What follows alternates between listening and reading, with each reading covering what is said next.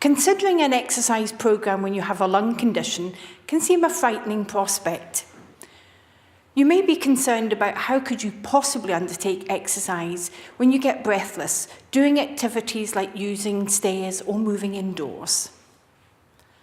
But there are gentle exercises that are suitable for the majority of people, and the benefits of exercise are considerable. Benefits of exercise. It strengthens your muscles. Walking uses big muscles in your legs, improves how your joints can move, get the balance right, and interrupt the downward spiral of exhaustion and fatigue.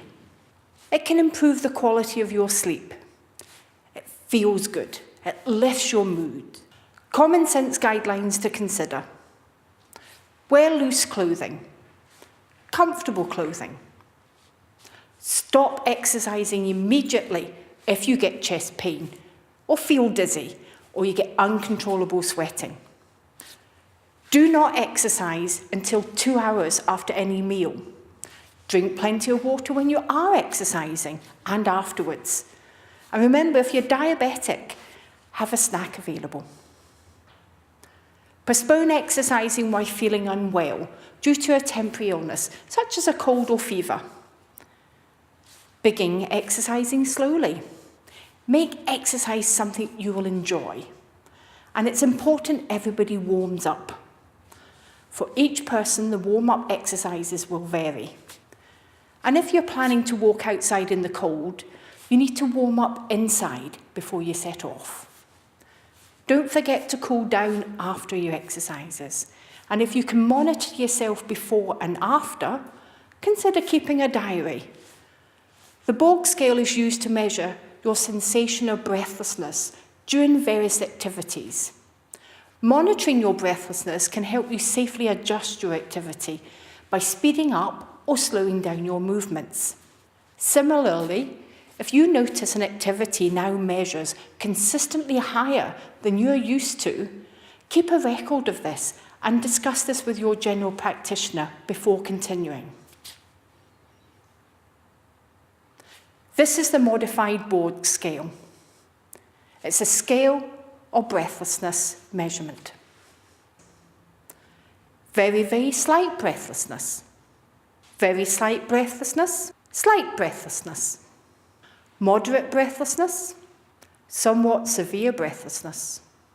Severe breathlessness. Very severe breathlessness. Almost maximum breathlessness. Maximum breathlessness. What type of exercise will help?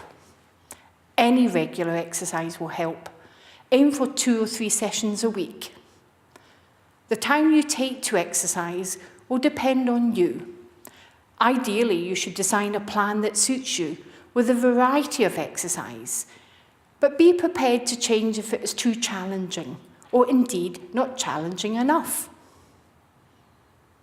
To become fitter, it is important that you work at the correct intensity. If the exercise feels too easy, then it will have little benefit.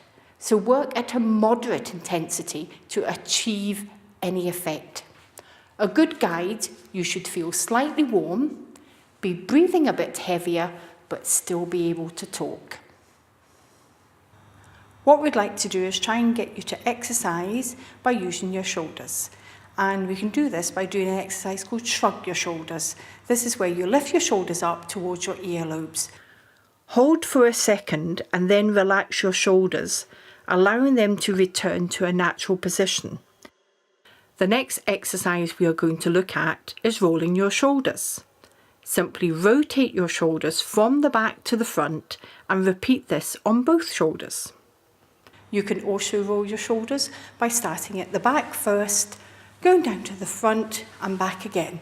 Another exercise you may like to do is lifting your arm up over your head, holding for 2 seconds and then returning to a natural position. You can do this with either arm. Elbow bends are another arm exercise. Lift your arm up, keeping it straight, and then bend your elbow up and down.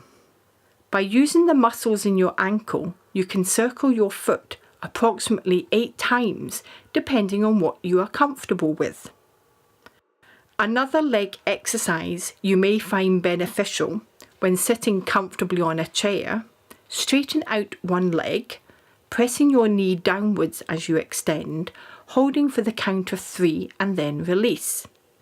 The lift and bend knee exercise can be done by simply bending your knee and lifting it up towards your chest. You can also do a dance step from your seated position. Simply lift your leg and step out to the side and then bring it back to the middle. Heel raises will exercise the muscles in the back of your legs. Stand up on your toes, hold for a few seconds, and then go back down again. You can use a bench or the side of a chair to support your balance as you do this. Squats can be a difficult exercise for some people, and you are probably better doing it when you have somebody else to support you or the back of a chair to hang on to. Legs should be slightly apart with your knees bent, and then you can lower your body at an even pace and stretch back up again. Bend and knee raises can be done with either leg, one at a time, and you may find it easier to use a handrail or some additional support to help keep your balance.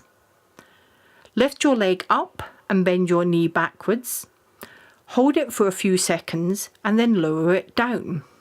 A similar exercise involves bending your knees forward, raising them towards your chest and stretching your upper thigh muscles as you do. While in a standing position, you may wish to exercise your leg muscles by doing a dance-like move by stepping out. Simply step out one side at a time, swing your hips slightly and bring your legs back into their starting position.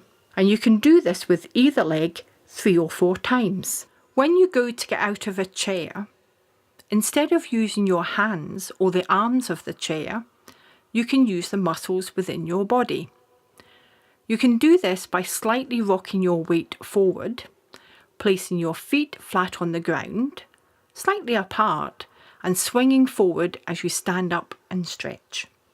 Depending how you are feeling, you may wish to start exercising in bed, then sitting, onward to standing, and combine it with a walking programme. Remember light housework, going for a short walk, or pottering in the garden are all good forms of exercise, or why not consider going for a gentle swim?